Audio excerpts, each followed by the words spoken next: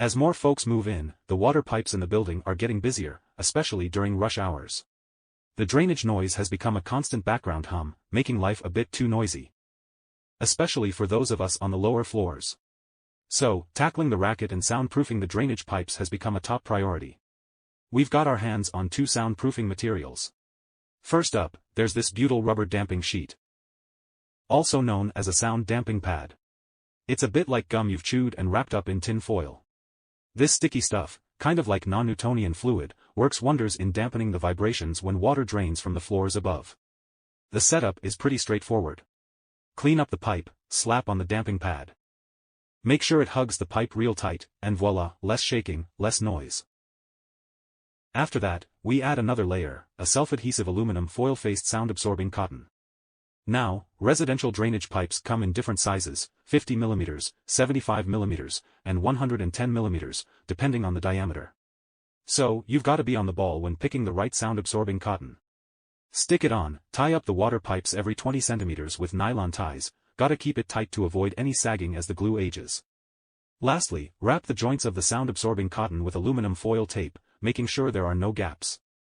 Alright, let's get started with cutting the materials for the enclosure.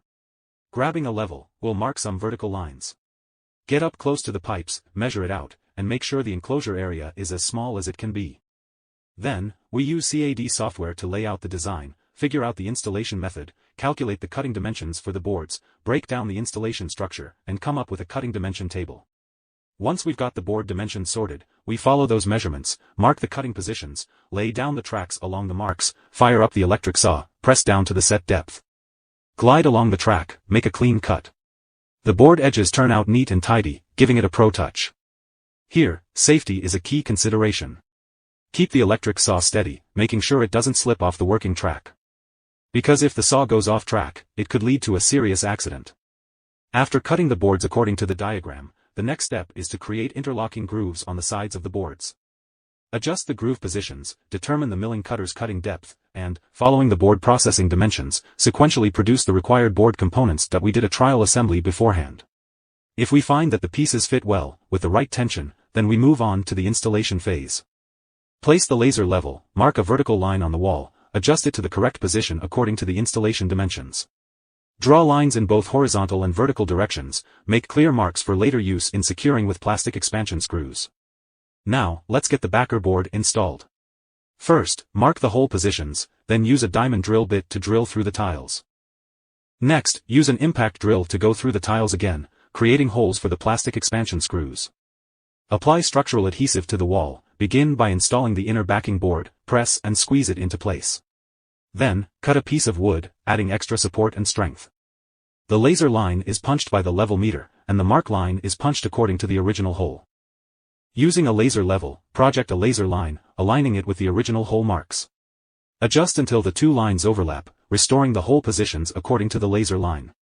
Then, sequentially screw in the self-tapping screws, and there you have it, one backer board installed. Apply structural adhesive in the board's interlocking groove positions to enhance stability. Proceed to install the remaining backing boards one by one. Make sure the groove dimensions are properly adjusted for easy interlocking connections. When fitting the board for the drainage horizontal pipe, be flexible. Use an angle square to fine-tune the board's position, adjusting both obtuse and acute angles to 90 degrees. If the backing board's length falls short, connect an additional piece above or below, ensuring a staggered connection. We won't delve into more details here. With the complete covering of the drainage pipes, securing the screws, the foundational framework is done. Now, it's time to move on to the decorative layer.